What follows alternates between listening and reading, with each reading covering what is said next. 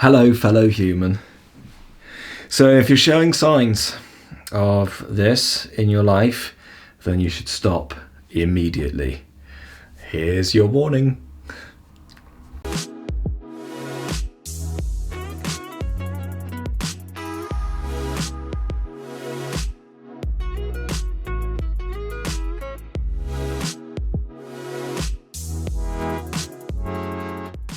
So what do we do as humans as we go through a spiritual or an awakening process? Well, we wake up to the fact that the essence of that which I am is eternal. Great news. But we can make this big mistake, and that's to put too much emphasis on that eternal witness or that eternal essence that I am, and neglect the physical, because you are equal parts eternal and divine, and equal parts human and finite. And you can't be, you're not either really in a complete way. You're both. One supports the other, at least in this physical expression that we call physical reality. So we can't neglect the animal or the human animal that we are. Now, before I move on, I want to highlight to you down below am creating a free 4-part mini course for you to go through. It's going to be the toolkit for somebody who wants to take this journey seriously. It's completely free. We're going to tell you what not to do when you awaken. We're going to give you some sadhana, and we're going to set you off and start you up on this journey in the best way possible for you. If you're interested in that, it's absolutely free. You can sign up down below. Now, back to the video. The human animal. You know those primal urges you have inside? Huh? You know, back when we were cavemen, which we all were at some point, you know? The spiritual aspect of ourself we weren't aware of it at all. It's just coming lately now, within the last 100, 200 years, in more of a mainstream way, that we're becoming more available and more open to the spiritual aspect of ourself. I mean, look at nature. It's teaching us. It has many things to teach us if we'll just open our eyes and listen and come with some humility, isn't it? If we observe nature, we notice that all things consistently recycle, and we are that thing that also consistently recycles. And if we zoom out just a little bit, we look at other worlds that we're beginning to discover, and science now also tells us that this universe is ever expanding, which implies that it's infinite. Forms always change. Nonetheless, forms is what we're in. This is my form. This is my bodysuit, my protective equipment on this earth, isn't it? And so in this way, we don't want to neglect that, because if we are neglecting our physical aspect, then we are not truly spiritual. It must be holistic in our approach, mustn't we? And so this is prompted in a way because somebody sent me a message saying, "Oh dude, this is just 3D spirituality that you're talking about. We all know that you're selling classes." And I'm like, yeah, I have to live, and me selling the classes on the back end for yoga is how I can keep this information free. Don't forget, this is free information, you know, and that's what allows me to keep this free. We have to be able to serve people on all budgets, and I think I found a really good way of doing that, you know. But we can't neglect that 3D aspect. We have to pay 3D bills, isn't it? We have to pay 3D rent, and if we're neglecting the physical aspect of ourselves, the human animal, then this is not the channel for you. We're here to do the groundbreaking work that requires us to come and integrate back into humanity. We can go off into the higher echelons of life and have wonderful spiritual experiences and have extra dimensional perceptions and things like this, and that's all part of it.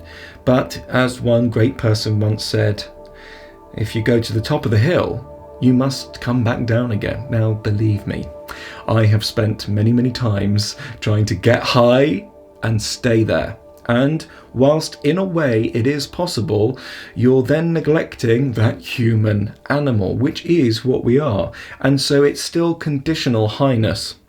And in that sense then, when we come back to the suffering of the human form, or the suffering of having to pay our way in this life, which we all have to do unless we want to be in poverty, which I certainly don't want to be, because by serving, we shouldn't be in poverty, right? By serving, life takes care of you.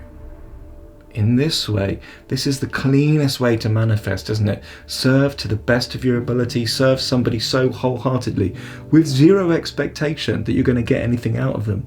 And what you'll find is most of the time you won't get anything from them, because that's not why we're doing it. We're doing it for the service, right? But sometimes you will get something from somebody.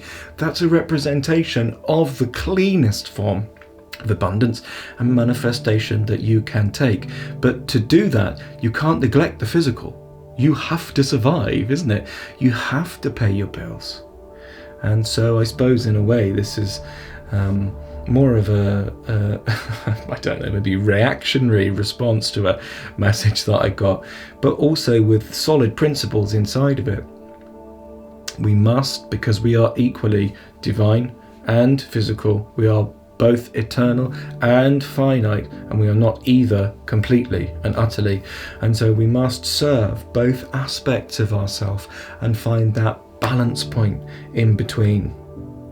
Maybe in the future, evolution will bring these physical bodies into a less physical representation, so that we bridge the gap more so into maybe light beings or lighter beings, in a way, if we can use this terminology, although even though that's a little bit skeptical the way that we're describing that.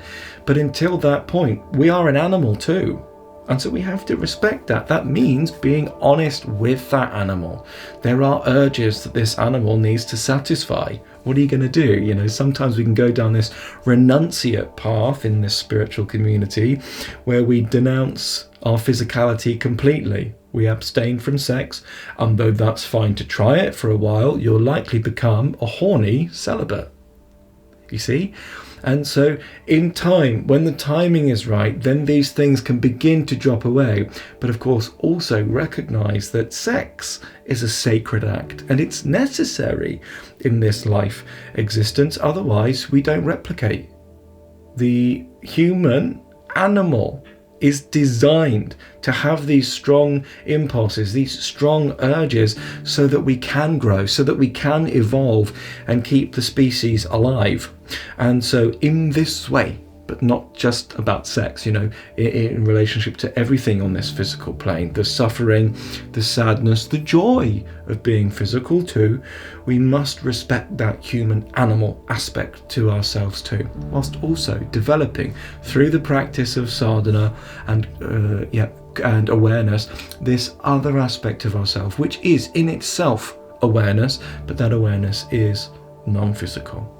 So let's merge and marry these two worlds. Let's say a prayer and hope that people wake the hell up out of this crazy madness of spiritual expectation that they believe they have to live up to, and must judge and shoot other people down because of their insecurity in themselves in relationship to that spiritual aspect of themselves. In a cleaner way, spiritual ego. An easier way to say it, spiritual ego. Let's hope we wake up out of these ideals or ideas and pay heed to the human animal too. Both can be fine, but we're not living for idealism. We're living for reality and truth, which the non-physical aspect can merge with the physical aspect of ourselves here to bring that truth in form.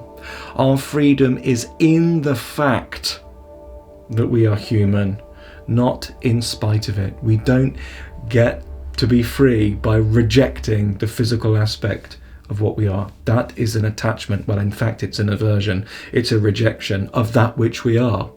And so therefore, you will not find freedom there. I hope this doesn't come across as too strong. I hope you find it helpful. Lots of love. Namaste.